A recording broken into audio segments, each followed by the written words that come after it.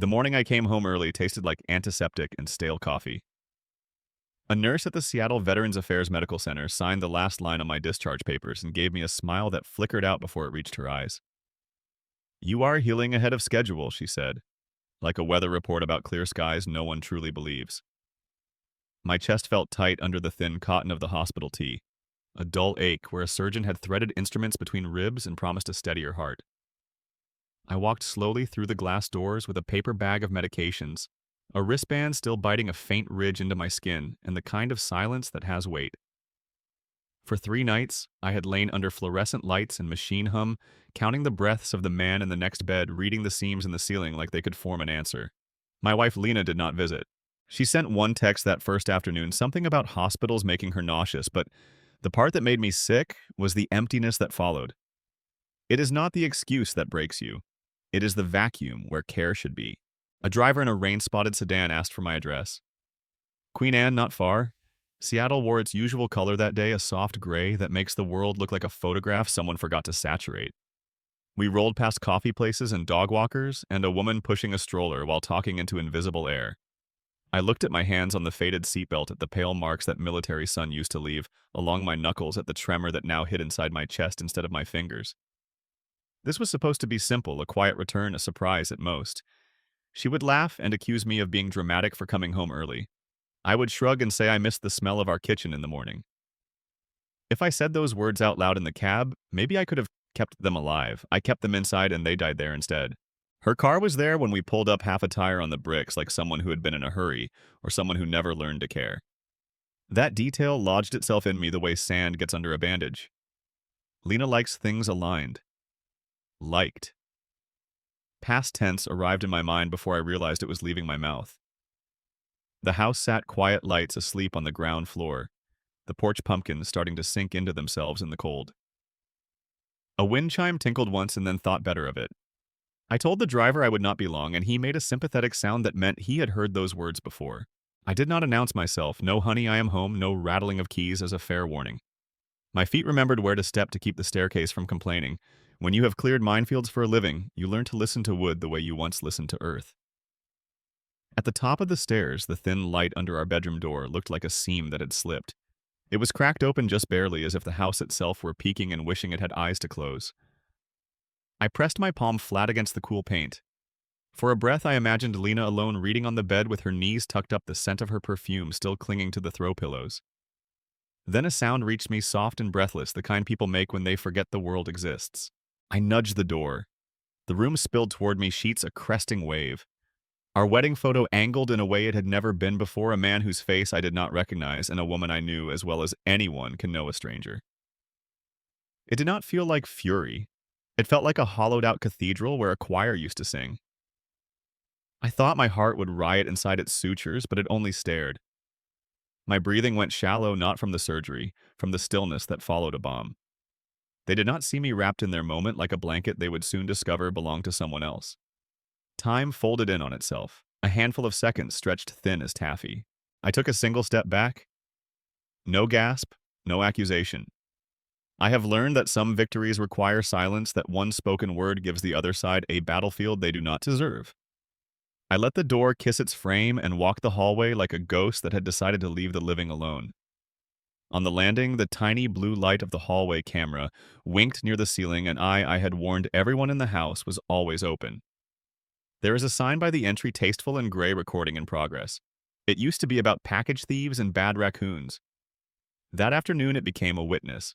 The driver looked up when I stepped back outside. The air had a bite to it, that late autumn nip that makes metal smell metallic. "Everything okay?" he asked. I sat slow, the way you do when every rib feels like a question. "Downtown," I said, and he put the car into gear. The house slid away in the side mirror, shrinking like something seen through the wrong end of a telescope. I did not look back a second time. I kept my eyes on the blurry parade of crosswalks and coffee carts and the blur of a runner's neon shoes. The ache in my chest was not the surgeon's fault. It was the body's way of making room for a truth too large to swallow whole. People imagine they will explode in moments like that they will tear down curtains and smash picture frames until their hands bloom with blood and proof. I have learned to do the opposite. I go quiet. I measure. I make lines straight, even when everything else is crooked. In that car with the seatbelt pressing a faint reminder across my sternum, I understood the first rule that would save me: do not bleed where they can see it. Breathe, document, move your pieces to the center of the board and wait. They thought they had time. They thought a man softened by anesthesia would drift through the wreckage and take the blame for stepping wrong. What they did not know, what they could not know, was that months earlier I had stopped hoping and started preparing. I did not have a tantrum on the staircase. I made a decision in the back seat of a rain-dotted sedan. No shouting, no spectacle. Only the kind of careful storm that rewrites the map and leaves the house standing empty as a lesson. I told the driver again to take me downtown, and as the city gathered itself around us, something in me clicked into place like a new lock turning for the very first time. This is important. The worst thing they did was not the betrayal. It was underestimating the quiet man. I will tell you why in a moment. Before all of this, my life moved in small, sturdy rhythms that never made headlines. I left the army with a back pocket full of habits the world does not notice until something breaks inventory first. Secure the perimeter, verify the logs, sleep when you have to speak only when useful. Seattle fit those habits the way a scabbard fits a blade. I rented a narrow townhouse with crooked charm and a view of brick, then traded it for the Queen Anne place after the contracts started coming in. Cybersecurity is not glamorous unless you are selling it. Most days, it is patience and pattern recognition. Companies call you when their doors are already ajar. You arrive with a flashlight and a clipboard and the belief that prevention is more merciful than repair. In those early years, I also fixed neighborhood laptops on weekends the way a mechanic changes the oil on his own truck. Not because it is profitable, but because it keeps your hands knowing what they know. Lena and I met when a professor's email was compromised and the university quietly asked for help. She worked part-time in administration and knew where the right doors were, which is to say she knew how to be useful in a way that makes other people feel smart. Our first dates were rain and faux and long walks with thrift store umbrellas that inverted in the wind like shy birds. She laughed easily then. She had a way of taking up space in a room without knocking over anything important. I told myself that was balance, that her lightness countered my gravity. You can mistake the absence of weight for grace. You can call a silence peace when it is actually the airless pause before a sentence you do not want to hear. Her parents lived across the lake in Bellevue, where lawns are measured with rulers and seasonal wreaths rotate like a calendar. Beatrice, her mother, could deliver a compliment that felt like a diagnosis. "At least you are practical," she told me one Thanksgiving, the turkey dry enough to need apology. Not what we pictured, but dependable. She said dependable like a dishwasher setting. Harold, her father, mostly read golf magazines and practiced a smile that wished it could be somewhere else. I learned to absorb it, to file their words as low-priority alerts that you acknowledge and move on from. It is easier to carry a family when you do not ask them to carry you back. The truth is, I did not mind carrying weight. When Lena's old sedan coughed its last, I ran the numbers and negotiated a lease with a buyback clause tucked where only a patient reader looks. When the condo association sent a letter about a roof assessment, I paid the invoice and told her a side gig had run long. When her mother mentioned a rough patch with their mortgage, I added a new line item to my monthly budget and never once said the word loan. It felt good to be the wall other people lean on. It still does, but walls do not complain when they crack. They simply note the pressure and wait. There were good years. Dinners that tasted like ease road trips that ended at small lakes where the water made a sound I kept in my pocket for later. Even then, I kept a ledger only I saw. Not because I expected anything to go wrong, but because expectation is a luxury soldiers unlearn. I tracked expenses, documented contracts, photographed serial numbers. I kept copies off-site. I built redundancies the way others build scrapbooks. If you had asked me why, I would have said habit. If you had pressed harder, I would have said love. Love to me has always sounded like I will make sure the ground under your feet does not give way. Little frictions arrived soft as lint. Lena's calendar blocks began to include long personal windows that never quite matched the stories when she came home.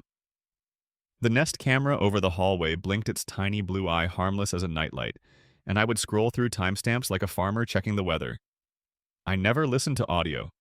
Washington is a two-party consent state, and the law matters to me in the way a compass matters to a hiker who prefers not to fall off cliffs. Video timestamps, door opens, door closes, nothing more. I'm telling you this because details become handholds later when people pretend the mountain is a molehill. Keep your hands clean even when theirs are covered in chalk. Julian Marks and I reconnected over coffee that turned cold because we both like to finish sentences. He had become the kind of attorney who does not advertise on buses and who can tell you without looking it up how a community property state will treat an asset you acquired before vows. We talked about trusts and limited liability, about how to keep a roof from being a battlefield and a business from becoming a hostage. I did not mention Lena. I presented hypotheticals.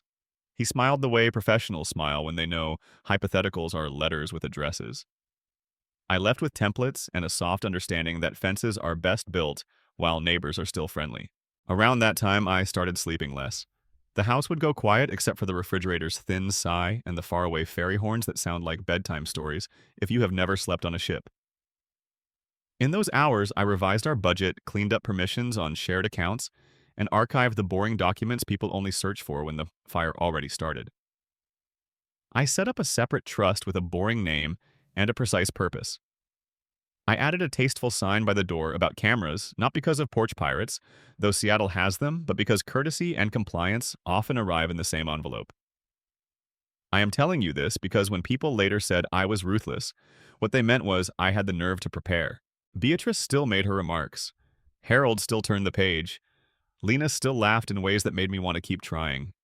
I paid the bills and told myself that love in real life does not sound like violins. It sounds like let me handle it, and I already took care of that. Maybe I hid incompetence, maybe competence hid me.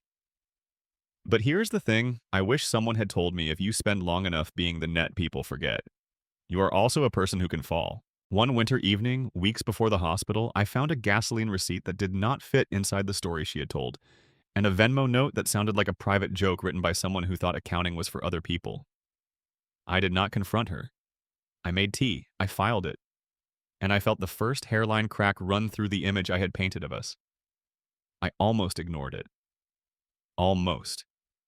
The way it finally widened is not what you would expect, and the first thing I took back was not the money.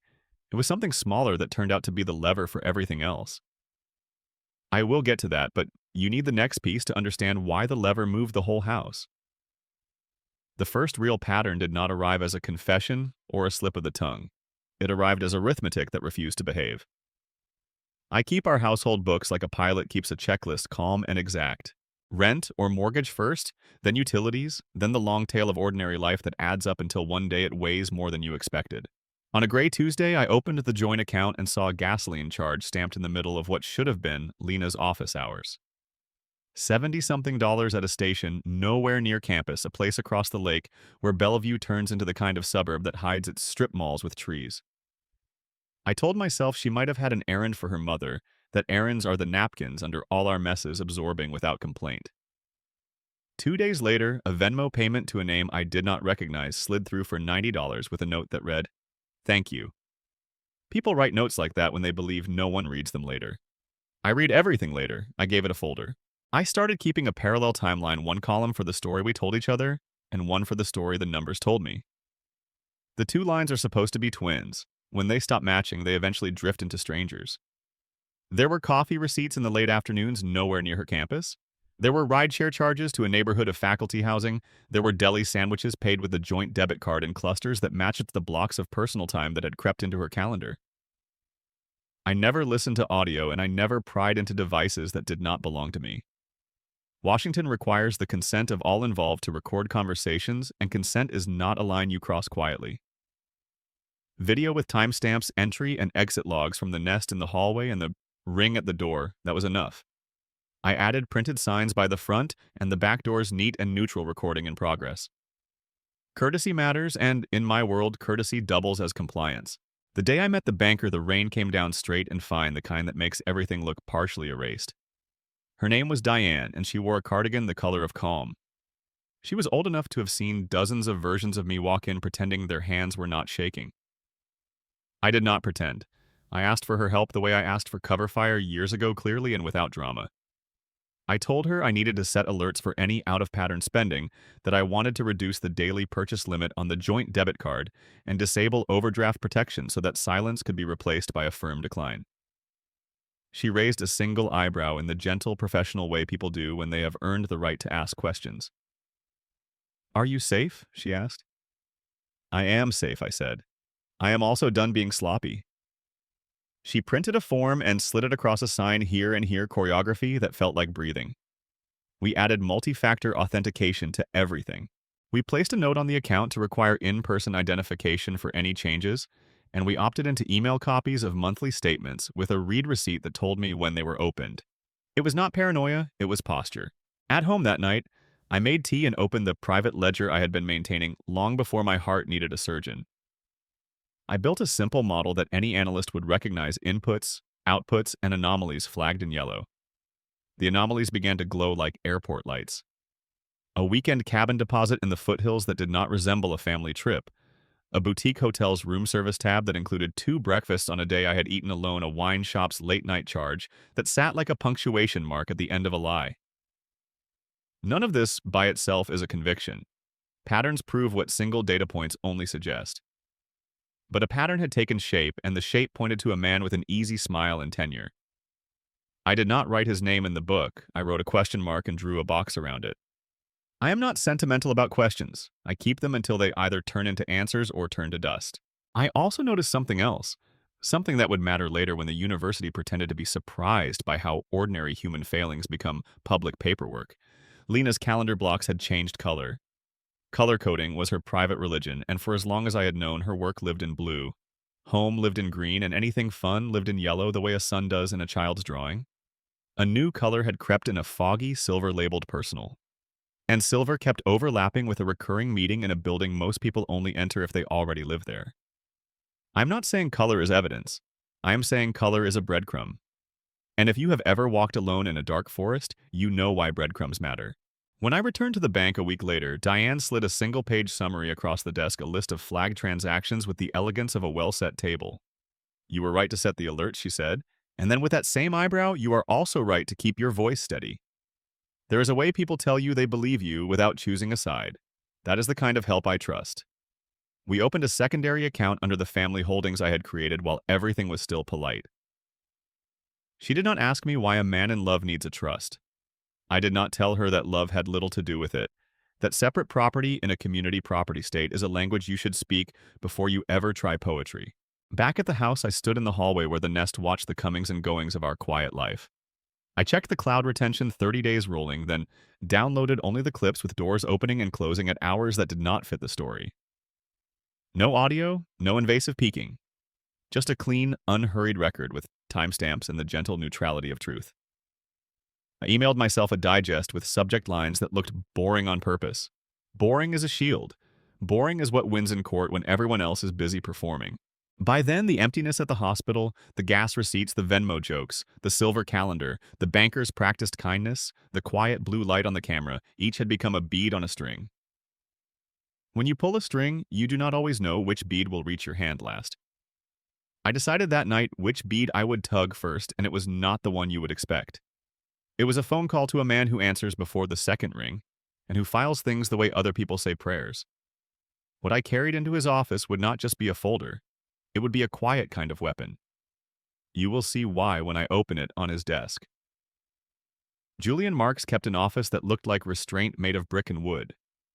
No trophies, no wall of posed handshakes, just shelves of casebooks and a window that framed the Seattle sky as if the weather were a client he took seriously.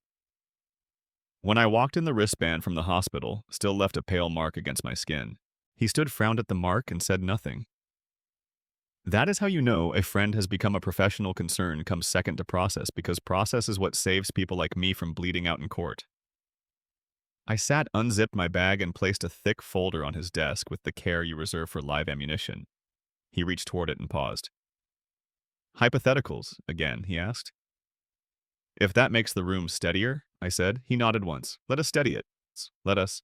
I opened the file and began laying out the instruments. Bank statements with yellow flags where arithmetic turned suspicious. Rideshare logs that made a map of afternoons no one had mentioned. Door camera screenshots with clear timestamps, no audio. Just a door opening and closing in a house where signs clearly stated recording in progress. A small stack of Venmo screenshots with notes cheerful, in a way only people who never plan to be audited can manage. Diane's printed account controls showing lowered limits alerts turned on and overdraft protection disabled so that silence would at last speak in declines. A separate tab held documents that did not look exciting until you understood their geometry. A prenuptial agreement from before vows, a quitclaim deed signed in the spring of 2019, confirming that the Queen Anne house remained my separate property, and the subsequent conveyance of that property into Keller Family Holdings, a limited liability company formed for the unromantic purpose of keeping roofs from becoming battlefields. Julian worked through the pile the way a medic works through triage. Community property state, he said, tapping the deed. Separate property confirmed here. Transfer into the company completed long before any dispute. Good fences. He slid to the next set. Household cameras with visible notice cloud retention and no audio. Clean. He looked up. You were a soldier too long to enjoy this, but you understand it. I did not try to enjoy it. I tried to survive it with a spine. We turned to the part where feelings become filings. You came home early, he said, and saw what you saw. You did not speak, you did not escalate. You left to speak with counsel. That is the record. I nodded. He uncapped a pen. First petition for dissolution filed electronically with the King County Superior Court. We will attach a declaration that sticks to facts, not adjectives. Second, a motion for exclusive use and occupancy of the residence supported by your separate property documentation and by the need to protect your recovery after surgery. Third, a temporary restraining order to prevent dissipation of assets and to prohibit harassment or disturbance. We will ask for those on an emergency basis. If the judge signs you rekey the house and reset security the same day. Not before. His eyes held mine until I said it back, not before. He continued. Regarding finances, we memorialize the alerts and account modifications already in place, and we freeze the joint checking once the court's temporary financial orders issue. The $23,000 pending in the joint account can be transferred into the trust under court authorization. We will itemize each irregular withdrawal and trace any portion that intersects with your disability benefits. We do not threaten criminal exposure. We state the facts and we reserve our rights. He waited for my reaction. I breathed and let the quiet sit. Perfect. Measured. The way a door closes when a home finally belongs to its locks. He opened the final tab. I had prepared a small corporate ledger for my cybersecurity practice and a trust document naming me the sole lifetime beneficiary with a charitable remainder. You restructured last winter, he asked. Yes, I said. Before the patterns became something I could not ignore. It felt like building levees under a blue sky. He smiled without humor. Blue skies are when levees must be built. He flipped to the page where a notary's seal made careful circles around truth. Your power of attorney designations, he asked. I slid over a packet confirming that after marriage we had never added spousal powers to any financial instrument. No one's name belongs on a lever they do not understand, I said. He murmured, and you left no loose levers. By the time the rain pressed its forehead to the window, we had a checklist that made oxygen feel possible. He typed while I spoke the way a court reporter might transcribe the anatomy of a boundary. Petition motion proposed orders, exhibits labeled with the cleanliness of a well-run kitchen. We agreed to file that afternoon. He would send me a secure portal login to review drafts, and I would sign where signatures turn air into structure. When the orders come through, he said you will call the locksmith, the alarm company, and the garage opener installer. You will remove her as an authorized user and add a trespass notice for anyone not on the leaseback. You will do it without commentary. You will not gloat. You will breathe. I said I could do that. He believed me because he had seen the place in me where storms go still. He asked about the university. I told him I would not file a Title IX complaint unless evidence showed coercion or quid pro quo. What I had was conflict of interest, misuse of resources, work time treated as a personal allowance. Those are policy violations that travel through human resources and the Office of Academic Integrity, slower than gossip but heavier than rumor when they land. Good, he said. Do not overswing. Let the institution carry its own shame in its own way. I zipped the folder lighter now that its contents had become motion instead of worry. Julian stood but did not offer a handshake that would make the moment sentimental. You have been preparing for months, he said. Now you will execute in days. I nodded, felt the ache in my chest answer, and walked back into the thin light of a Seattle afternoon that understood how to keep secrets. Outside, the air smelled like the metal railing of a ferry clean and a little sad. I pulled my phone, opened the secure portal, and watched the first draft of the petition appear lines of text that looked like mercy disguised as law. The order would not just change the locks, it would change who I had to be in my own house. What they did not know was that by the time their key failed, the house would already belong to its future. I will tell you the exact moment the future turned and the sound it made was not loud. It was a click. The click arrived as a notification on my phone, not dramatic at all, just a line of text from the court's electronic system that said the temporary orders had been signed. In that moment, the house stopped being a question and became a statement. I sat very still in the lobby of Julian's building and let the air settle around the words. Exclusive use and occupancy granted. Temporary restraining provisions regarding assets and disturbance granted. The law, when it is working, does not raise its voice. It writes down what is true and then expects you to act like you read it. I did. I called the locksmith from the hallway, quoted the order number, and asked how soon a quiet man with a case of blank cylinders could arrive. He said an hour. It felt like a heartbeat finally deciding to keep its rhythm. By the time the locksmith's van pulled to the curb in Queen Anne, the clouds had pulled thin and white across the sky, a bandage over November. The man worked in a steady silence. I respected replacing deadbolts and latches with the tidy confidence of someone who knows that metal chooses sides. I showed him the paper because people sleep better when rules wear signatures. When he finished, I signed his tablet and asked him to wait 10 minutes while I reset the alarm system so we could test the whole flow together. The alarm company answered on the second ring. I verified identity the old-fashioned way, no shortcuts, and read the order again because a good line deserves to be heard twice. We wiped the old users. We changed the master passcode to a number sequence that meant nothing to anyone but me and everything to someone who had once memorized coordinates in sand. We reprogrammed the garage remotes and removed every device that had ever paired with the opener. The front door camera chimed softly when I pushed its firmware update, and then the network accepted the new name. I gave it a word only I would recognize from a road I had driven under stars that did not need my permission to burn. I walked the rooms with a small box and a larger patience, collecting spare keys the way a diver collects shells, deliberate and unwilling to hurry. There is always a key hidden too cleverly by the person who believes cleverness can outweigh a locksmith with time. Under the gingham basket on the pantry shelf behind the framed print of a lake that looked like all lakes in the laundry room tucked inside a coffee can labeled sugar as if mislabeling could confuse reality. I found duplicates of duplicates and set them all into the box until the clink of metal sounded like punctuation. The house felt different already, not smug, not vindictive, just relieved to know who would be speaking for it now. Only after the security changed hands did I call the dealership about the sport utility vehicle Lena loved to introduce as hers. I had negotiated a buyback option the day we signed the lease, a clause folded into the paper like a blade folded into a pocket knife. The manager on the phone was cheerful in the way people are when paperwork has done their job for them. "We can arrange a voluntary surrender today," he said. "We will send a flatbed and a driver who knows how to not make a scene." I gave him the address and asked him to text the arrival window.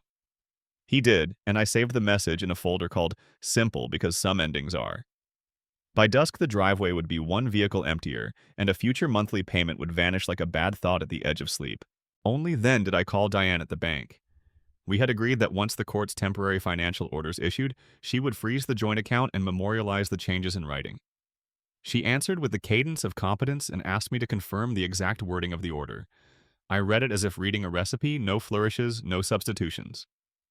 She keyed in the freeze and the system generated a confirmation with a reference string that looked like a long road with no intersections. We moved the remaining balance, the $23,000 Lena had treated, like a lake she could skim from, into the trust account that had always worn its purpose plainly. Diane promised an email copy within minutes and offered something I did not ask for: a second set of eyes on the account history, in case a pattern surfaced that would strengthen the tracing of benefits protected by federal law. I thanked her without pretending this was easy. It is fine to be human in front of professionals. It reminds everyone why the work matters. At the house, I logged into the cloud dashboards. The hallway camera's retention showed 30 days rolling. I downloaded only the clips that mattered: doors opening doors, closing time in and time out, all without audio. I added watermarks with the exact date and time in a font so plain it could not be accused of trying to persuade. I archived them to the secure client portal Julian had set up, exhibit labels already drafted so that later I would not have to trust my memory when memory finally asked to rest. I updated the home network password to a phrase that only mattered to me and removed any device that did not have a good reason to be on my side of the wall. Courtesy and compliance again, the signs by each entrance remained tasteful and certain, reminding anyone who crossed that line that the house did not forget. As late afternoon leaned toward evening, I stood in the foyer and listened to the way a quiet house sounds when it is not performing. No television humming to keep ghost company, no dishwasher pretending at ocean tide, only the small mechanical satisfactions of a place that knows its owner by the way his footsteps weigh on old wood. The phone buzzed once with a text from the dealership driver that he was 2 blocks away and another from Julian with a single line service scheduled for morning. Be where you need to be. I turned off the interior lights and left the porch light on the way. My father used to when I was a boy out too late with a bicycle and a promise to be careful. I locked the door and held the new key in my palm, its weight, unremarkable, its meaning not. People think revenge is heat. Mine was temperature-controlled, set to cool with just enough warmth to keep the systems from freezing. They would not understand any of this until they tried a key that no longer told them who they were. And when that happened, the first sound I planned to make was no sound at all. Julian's SUV idled half a block down a dark square of calm in a street lined with pumpkins that had begun to collapse into themselves. He handed me a paper cup of coffee, the color of resolve, and then left his hands on the steering wheel as if he were holding a patient's pulse.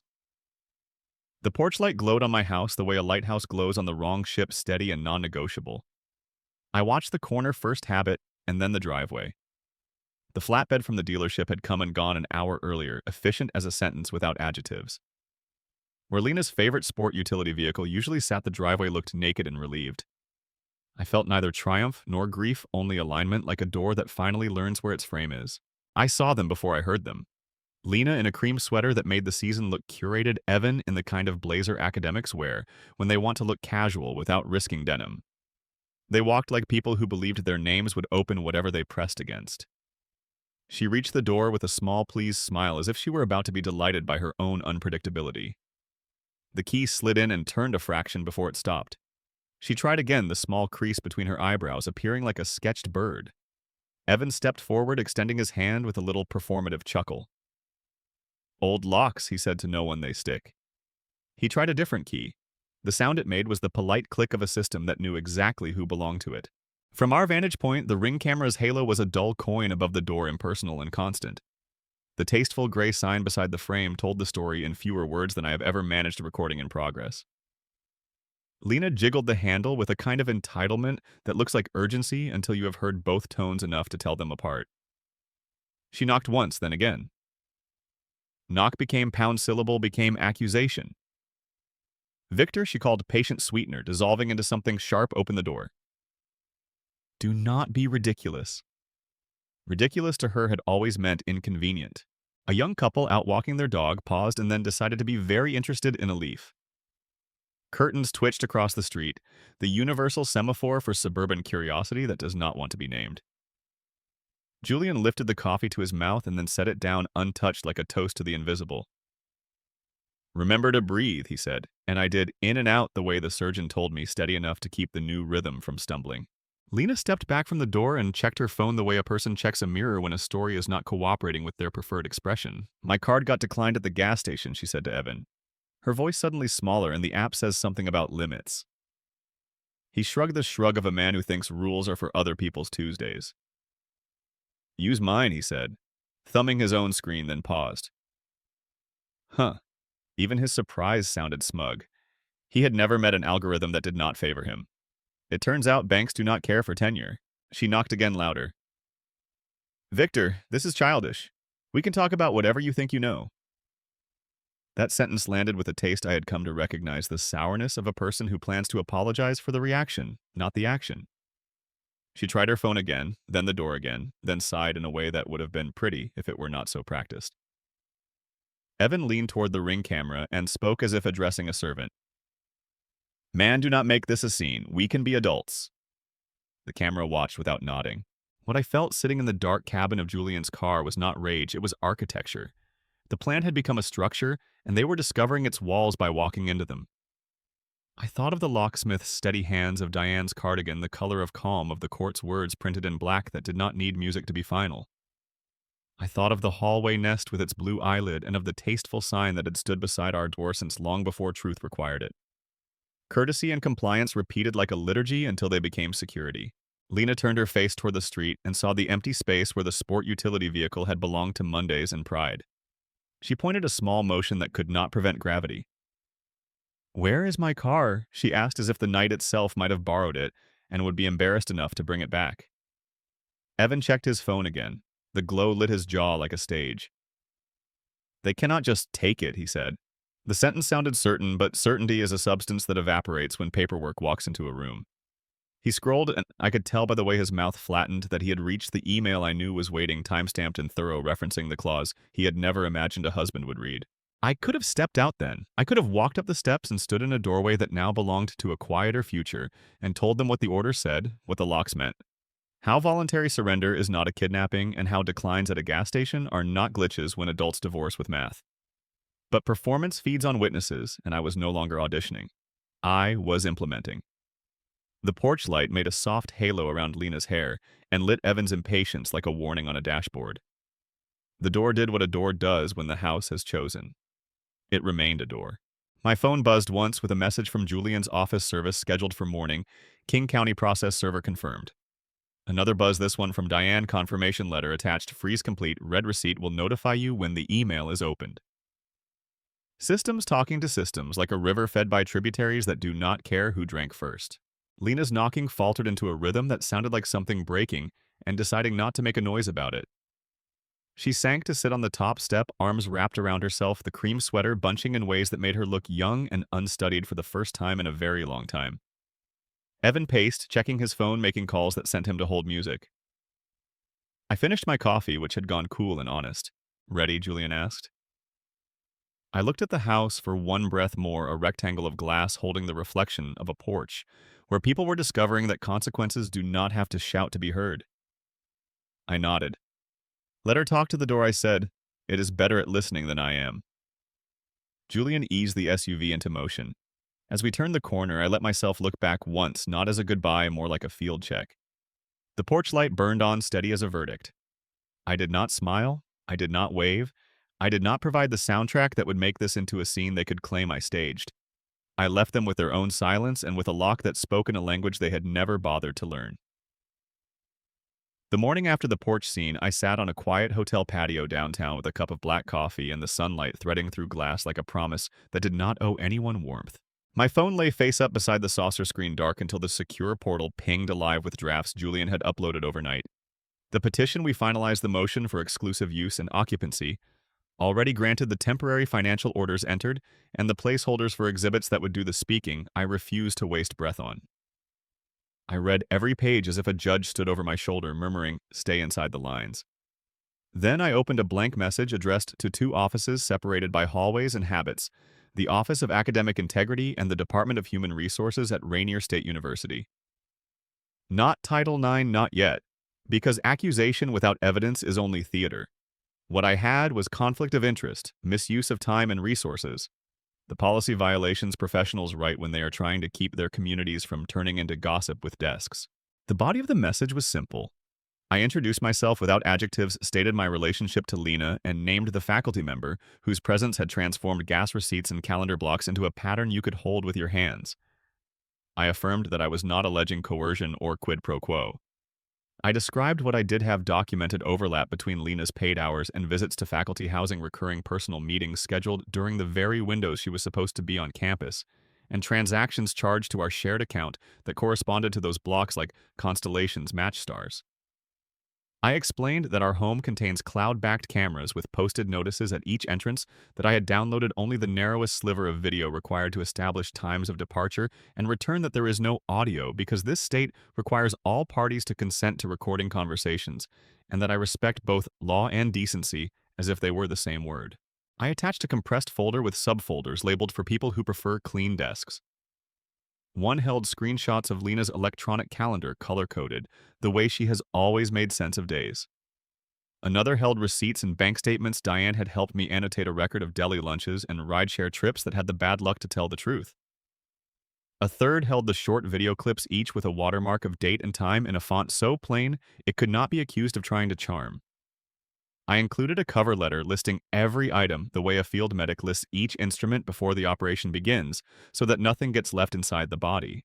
Before I hit send, I read the university's public policies again, word by careful word.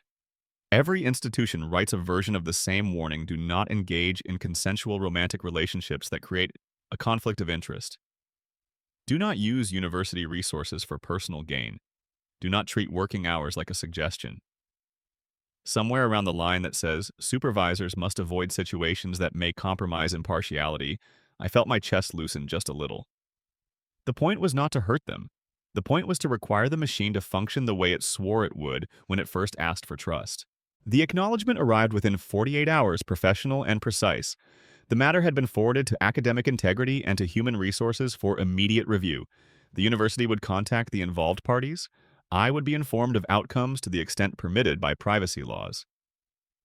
Bureaucracy speaks in that careful dialect where every sentence is a hallway.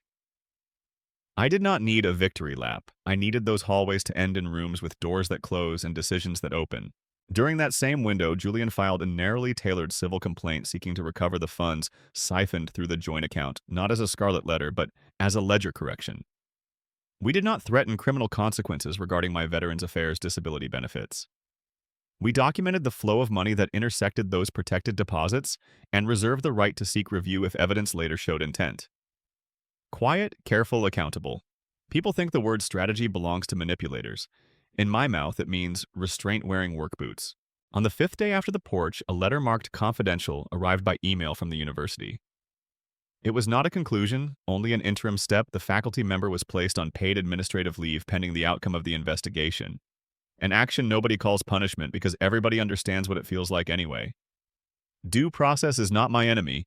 It is the only thing that keeps the powerful from swapping stories for verdicts. The letter included a recitation of policy sections, an invitation to provide additional documentation, and a reminder that retaliation against reporters is itself a violation. I forwarded it to Julian for the file and then went for a walk because my hands needed to spend an hour not looking like fists. Here is a detail I will make you wait on for one more minute because the timing later matters. At the end of that walk, I passed a bulletin board outside a campus coffee shop where students pin flyers that promise rooms for rent study groups, lost earrings, and found cats. Someone had posted a handout about professional boundaries in academia, the bolded sentence at the top declaring that integrity is a system, not a story. I took a photograph of the poster not for evidence, but as a reminder to my own temper.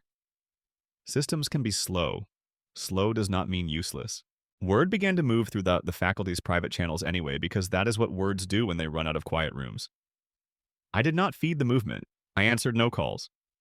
I posted nothing. When friends from my military years texted to ask if I was all right, I told them the truth the way you tell someone the weather, the situation is moving, and so am I. Meanwhile, Diane flagged 2 additional outlier transactions that completed the circle around a weekend I had once told myself was innocent. We cataloged them, added them to the exhibit list, and let them take their place in the evidence where emotion is denied the right to testify. If you are waiting for the moment I demand apologies or gather an audience, you will be waiting a long time.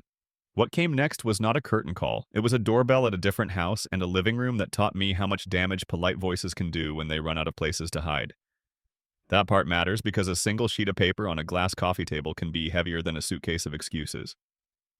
But we will walk into that house together in a moment. First, remember, this institutions tend to believe the loudest person until the documents arrive. Then even whispers count.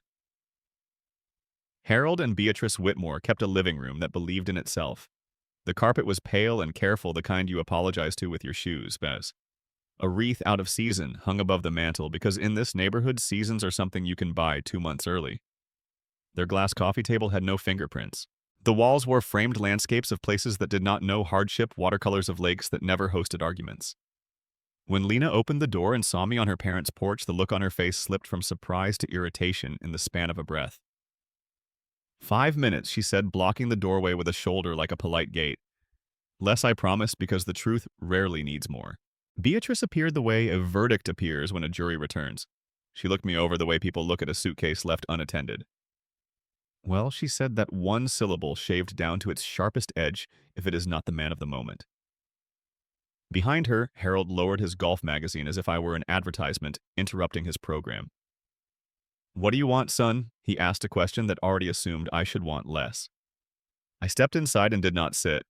I placed a slim charcoal folder on the immaculate glass and opened it with the same care I had used in Julian's office because paper, when it is ready, deserves ceremony. The first sheet was a clean spreadsheet, the kind a diligent bookkeeper might recognize and a liar might resent. I had printed it in a font so plain it could not be accused of shouting. Along the left margin, dates. Across the top, categories.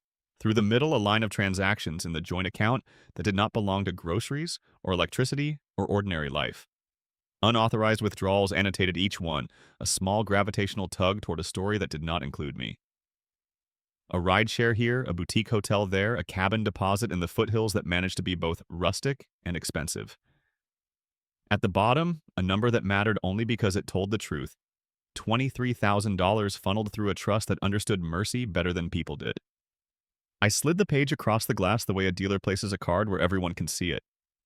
This is what left, I said, not raising my voice because the column of digits could carry itself. Much of it during hours when your daughter's calendar called her somewhere else. Lena's jaw tightened. You are being dramatic, she said, which has always been what people say when the volume of a fact makes them uncomfortable. Beatrice leaned forward, nostrils flaring like a horse about to refuse a jump. We do not need your little charts, she said, her smile a taut ribbon. We know our daughter. I nodded. That is why I brought more than charts. The second document was an email on university letterhead, the interim notice from Rainier State acknowledging receipt of my report and confirming that the matter had been forwarded to academic integrity and human resources. It listed the policies at issue in careful bureaucratic prose: conflict of interest, use of institutional resources, treatment of paid hours as personal time. This is not gossip, I said. It is process. You will hear those words often now. Harold took the page, held it at that arm's-length distance men use when they do not want help, and cleared his throat the way people clear a pass they are not ready to share. You went to her employer, he asked, as if the act of telling the truth were an indecency. I went to the policy, I said. The institution will decide how loudly it wants to read its own rules. Beatrice made a small, unpleasant sound that could have been a laugh. Men like you confuse paperwork with power. She had said something similar to me once over a Thanksgiving table about how at least I knew how to pay bills. The line landed differently now that the bill was itemized. I set the third document on the glass and watched the light catch the notary seal. This, I said, tapping the page, is the quitclaim deed your daughter signed in the spring of 2019, confirming the Queen Anne house as my separate property. And this, I added, sliding the subsequent page forward, is the conveyance into Keller Family Holdings completed long before any of this with a short-term lease back to me. The court has already granted exclusive use and occupancy pending the dissolution. I paused so the words could introduce themselves. The locksmith came after the order.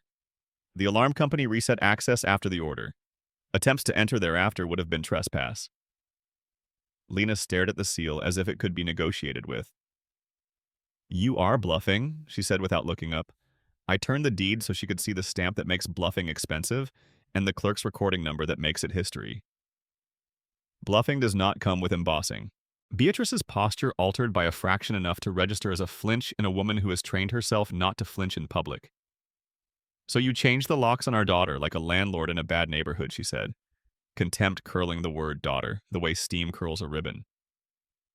I could have reminded her that a judge had ordered the house quiet so my recovery could proceed without scenes.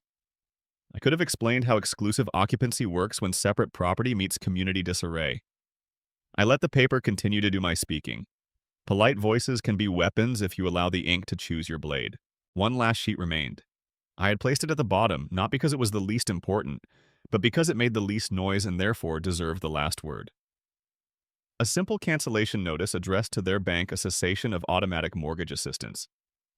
I had been paying a portion for 18 months quietly, because love is sometimes a ledger you do not call by name. I stopped this last week, I said. Not as punishment. As alignment. I will not be an invisible subsidy while your daughter uses joint funds to finance afternoons that do not include work. Harold's face changed color slowly the way a Seattle sunset decides between gray and gold. Beatrice's mouth opened and then found no sentence obedient enough to carry what she wanted to say. Lena's eyes watered in a way that would have moved me once. Not now, not after the staircase, the porch, the order. You will hear from our lawyer, Lena managed, and there it was, the familiar threat dressed as etiquette. Good, I said. Then he can explain the sequence to you. I closed the folder and lifted it from the table. Paper leaves a quieter echo than doors. As I stepped toward the entryway, Beatrice reached for a final jab. You are a small man hiding behind big forms. I turned the doorknob and let the porch light pool on the hardwood. I am a careful man standing on legal ground, I said. I warned everyone about the signs by the door. Recording in progress. You mistook courtesy for weakness. Outside, the air felt cleaner, not because anything had been purified, but because now the boundaries were true. I walked down the walkway of precise hedges and past the mailbox no late bill had ever touched. Behind me, voices tangled a sob caught on something sharp, a name spoken like an oath and then like a question. I did not turn back. Consequences do not need applause to finish their work. They simply require you to stop holding the door open. Weeks do not gallop when the law is involved. They move like a barge, heavy and certain, turning only where the channel allows. 2 weeks after the porch, a process server placed the dissolution packet into Lena's hands, and the clock that runs inside courthouses began to tick in a language people only hear when their own names are in the caption. She posted online within the hour a long paragraph about betrayal and healing with a filtered selfie that asked the world to hold a stranger's hand. I did not respond. Not then. The first reply, the only one that would ever come from me, would arrive later with the weight of a single sentence. Patience can be an instrument if you keep it sharp. The unlawful detainer path started its measured march. Our petition for exclusive use and occupancy was already in place, but because she insisted on returning, as if paper were optional, Julian filed the suit that tells a court to decide which human being a door will obey. The King County Civil Calendar is not interested in melodrama. It is interested in whether filings are proper and whether signatures mean what they say. A commissioner read the record, looked at the separate property chain like a map, and issued a schedule that included a potential writ of restitution if compliance did not find its footing. That is a phrase only sheriffs and locksmiths truly love. It is the piece of paper that turns a porch into a perimeter. In the meantime, the neighborhood did what neighborhoods do, it noticed. Someone with a tidy lawn across the street posted on the neighborhood app about a marked vehicle in the cul-de-sac and a deputy taping a notice near my front door. The thread bloomed into speculation and side-eyed sympathy, equal parts nosy and kind. The Homeowners Association president tried to politely corral the conversation toward trash bins and winterizing sprinklers. Screenshots of the tasteful gray camera sign by my door showed up anyway. Courtesy doubled as documentation in a place where gossip usually wins the sprint and paperwork wins the marathon. The university moved with the unhurried precision of an institution that understands both liability and reputation. The Office of Academic Integrity acknowledged receipt of my materials, the Department of Human Resources initiated interviews, and the faculty member took administrative leave while everyone practiced the word interim. Colleagues whispered in hallways, their shoes soft on carpet that muffled everything except the truth that travels without a microphone. I ignored the whispers. I cared only about the letters. When the second letter arrived, it confirmed what was obvious, that boundaries had been crossed in ways that policy has the decency to anticipate in writing. It did not say punishment, it said process. And process is the kind of gravity that turns motion into orbit. The day the sheriff's civil unit posted the writ, the sky over Queen Anne was the pale color of clean paper. 2 deputies handled it like routine because for them it was. A printed notice, a polite knock. A timeline that had already been argued by people in quiet rooms. Lena stood on the porch and tried on several expressions, none of which opened the door. Neighbors pretended to need something from their cars. I watched from down the block, not hiding, just refusing to donate my face to a scene that had plenty of actors already. The writ gave her a short window to remove what was hers. The deputy explained the schedule as if reciting a recipe. Ingredients, steps, heat, done. Lena nodded without listening. People hear time differently when it is running out on their side of the street. The lease buyback did what it always does to a person who has never read the fine print. The voluntary surrender went through, and the credit bureaus adjusted her file like a cloud erases a patch of blue. She discovered that new landlords do not have patience for a story when deposits can do the talking. The boutique apartments that once sent her emails with subject lines about community now sent none. A former coworker had a spare room near a shopping plaza, and then she found a 1-bedroom above a nail salon where the smell of acetone arrives like a memory you did not invite. She took a retail job at a home goods chain. She had once mocked the register, beeping a metronome for a life she had told the internet she deserved. I do not celebrate any of that. I record it because it is part of the ledger. Some lines in a ledger are made by choices, some by consequences, most by both. Then came the envelope to Evan's house addressed to his wife, Rachel. Not vengeance, not even cruelty, just copies of what already existed in other files, screenshots of public social media posts that contradict each other, with an almost artistic arrogance, receipts that use the joint card as if it were a wand. A photograph of a cabin reservation that matched a faculty conference weekend down to the hour. No audio, no trespass, nothing that would require a judge to frown. I included a brief note that read like an accountant's SI dates totals, and the sentence, "You deserve to know what your name is being attached to." She filed for divorce within a week. Human hearts are not exhibits, but they leave evidence anyway. Lena doubled down online after that. Vague quotes about emotional abuse allegations without dates. A story that tried to make me the weather and her the house. Strangers sent hearts and the word queen because the internet kneels quickly for whoever cries first. I made the burner account like a person cracks a window to let out smoke and wrote a single line beneath her longest post. Did you include the part where you laughed in the bed of the man paying your parents' mortgage while he was recovering from heart surgery? The algorithm did not know what to do with that sentence. It fluttered for a moment, tried to hide, and then did what algorithms always do when truth is stripped of ornament. It forgot her. The comments slowed. The followers drifted. The story lost the shimmer that makes lies look collectible. When the Ritz deadline arrived, movers placed her boxes on the curb with the dignity of people who have learned not to comment on other people's endings. The deputy on scene stood with a clipboard and a watch, professional and quiet. Lena loaded what she could into a borrowed sedan and left the rest for a charity pickup that did not understand it had been cast in a play. I locked the door when the last box left the porch and stood in the foyer, breathing like a man whose ribs had finally remembered their job. No music, no spite, just a house doing what a house is supposed to do, keeping out the weather. I had not raised my voice once.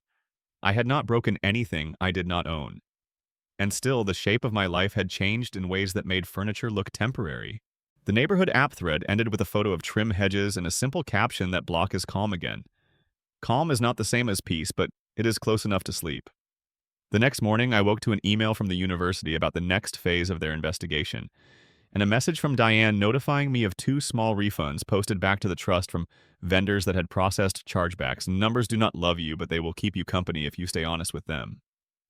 I drank my coffee and stared at the door for one long breath, thinking of thresholds and names on deeds and the way a new key feels in your hand, the first time it admits you without question.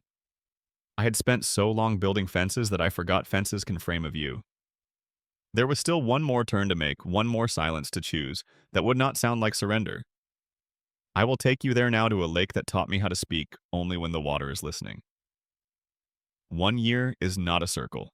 It is a path that remembers every footstep and still lets you choose a different direction the next time you pass the same tree. A year after the porch light decided it would no longer welcome the wrong stories, I woke to the hush of Lake Sammamish brushing itself against the dock like a cat that knows you are awake before you do. The cabin is modest, 2 bedrooms and a fireplace that crackles like punctuation on winter nights. The water carries morning like a gentle rumor. I set coffee on the small stove and stood by the window while the steam stitched itself into the cold air. From here, the city is a suggestion, the hospital, a measured drive away, the courthouse a memory that no longer asks me to rehearse testimony in my head. I breathe without counting. The scar along my ribs has learned to lie quietly under a shirt I did not iron. Sometimes that is all the progress a person needs to notice to keep going.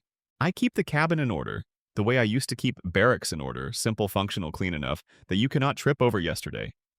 The desk in the corner holds a laptop, a small printer, and a ledger book I insisted on, even though the digital world offers 1,000 shinier ways to balance accounts. The ledger belongs to a nonprofit that has a name so boring it will never be confused with a hero. 6 months after the porch, after the writ and the movers and the long, quiet mornings when adrenaline finally ran out of places to hide Julian, and I filed the paperwork for a foundation that does 3 things with discipline and 1 thing with heart. It pays for a veteran's first meeting with an attorney when the phrase community property makes their hands shake. It secures emergency housing when a door that once opened stops being a door. It covers the filing fees that stand like toll booths between someone and the boundary they need. The 4th thing is less visible and more crucial. It answers the phone after business hours. People in trouble do not keep banker's hours. Neither should help. On the 1st of every month, like tide, a deposit lands in the foundation's account. The amount is exact enough to feel like a metronome, $5,231.90. Restitution court ordered, as indifferent and faithful as gravity. I do not touch that money. I never will. It arrives with her name on the memo line and leaves with no names at all, paying invoices for people who will never know who made their life a little less breakable. I do not call that generosity. I call it physics. Harm must become weight someone else does not have to carry. Some mornings I open the ledger to the page where those monthly deposits are listed in neat lines, and I trace one column with my finger like a man checking a fence he built with patient hands. When anger tries to return, the numbers ask if I have something better to offer than math. I rarely do. That helps. I volunteer at the hospital where the nurse once gave me a smile that did not quite reach her eyes. I sit with men and women who learn to hide pain in places no scanner can find and show them how to read the forms that make help real. We practice telling the truth to institutions without giving those institutions more blood than necessary. We talk about documentation like it is not an enemy. We build folders with boring names. We put signs by doors. I mention courtesy and compliance until the words stop tasting like chalk. Sometimes I slip out to the lake before dinner, lower a line into water that offers no guarantees, and let the surface teach me patience again. Fish do not care who you used to love. They do not ask if you won. They teach you how to wait without expecting a prize, which is a good way to live when you have already decided you will not spend your life auditioning for an apology. People ask if I have heard from Lena, not directly. Her attorney sent a letter once that read like a museum brochure for a version of events where exhibits are rearranged until the tour feels gentler. Julian filed it where letters go when they have nothing new to say. I have not seen Beatrice or Harold since the day the glass table remembered its job was to hold paper, not opinions. I do not hate any of them. Hate is a chain that believes in itself. One morning on the dock, mist lifting like a curtain, I understood something. I wish I had known earlier. Forgiveness is not applause for bad behavior. It is a bolt cutter you use on your own ankle. You do not do it for the person who set the trap. You do it because walking away with the trap still attached is a spectacle, not a life. The university's investigation ended the way such investigations end when paperwork is allowed to be heavier than narrative. The words disciplinary action arrived in the official email with no decoration, and the kind of finality that makes careers revise their biographies. I did not forward the message to anyone. Rachel did not need me to tell her how to navigate a system she was already handling with a steadiness I respected. If I passed Evan on a street someday, I suspect I would feel nothing literary. Indifference is underrated in a world that sells drama by the pound. The Foundation's quarterly report sits right now on my table, printed on regular paper that still smells like the box it came in. 5 families assisted this quarter. One father reunited with his children after a custody hearing that learned the difference between anger and evidence. One mother relocated before an argument could become a bruise. One couple navigated the awkward ceremony of separating their bank account from their marriage without declaring war on each other. 2 single veterans found beds that were not borrowed couches. The report lists no heroes. It lists invoices and outcomes. It keeps names out of the story because privacy is one of the few things people have not learned to monetize yet. If you listen to the internet, it will tell you that the only victories worth watching are loud ones. I have a different list now. Victory can look like a porch light that shines on quiet hedges. Victory can sound like a door closing once softly because the person on the other side finally believes you when you say no. Victory can feel like a bank statement with tidy lines and a notation that reads, processed as expected. I keep these small wins in the same place I keep the memory of driving away from a house that was not mine for a little while. They do not sparkle. They hold. Some nights the lake offers a surface so still it looks like a mirror the world forgot to smudge. I sit on the dock and think about the man I was when I pressed my palm to a bedroom door and decided to save my breath. I do not miss Lena. I miss the way I used to imagine kindness would be enough to quiet another person's storms. The truth is, kinder and less romantic kindness is only useful when paired with boundaries. Boundaries are quiet. They do not audition. They do not beg. They do not explain themselves at family gatherings. They stand, and if you lean on them, they hold. If you are listening to this and you are where I was, take this with you. Do not bleed where they can see it. Do not perform pain for people who harvest reactions. Write it down. File it carefully. Ask the law to do what it promised. Build a life with doors that close and windows that open onto water you do not have to cross. You do not have to burn down their house, you only have to stop letting them live in yours. And when the day comes that the ledger balances in a way that makes your chest feel like a room with more air in it than before, do something useful with the surplus.